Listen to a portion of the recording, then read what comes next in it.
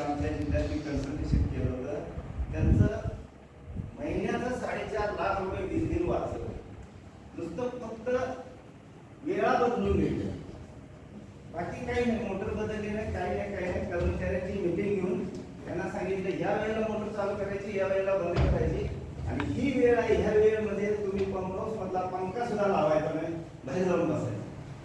तर 4.5 लाख रुपये प्रत्येक महिन्याला, वर्षाचे 40 लाख रुपये त्या ग्रामपंचायतीने वापरले. तर या ज्या थोड्या वीज बिल बचतीच्या गोष्टी आहेत त्या आपल्या सगळ्यांनी खालीपर्यंत पोहोचवतात. यानुसार पुढचं प्रशासकीय बाब आमचे सरकारी स्पष्ट करतील. नमस्कार, मी भागवत आहे. मी पाणी पुरवठा योजनेचे संचालन देखभाल दुरुस्ती याच्या प्रशासकीय बाबीबद्दल बोलणार. या प्रशासकीय बाबी यामध्ये सक्षम व्यवस्थांची निर्मिती, हे दुसरा पॉईंट क्षमता बांधणी, समस्या निवारण आणि दस्तावेजीकरण आणि व्यवस्था.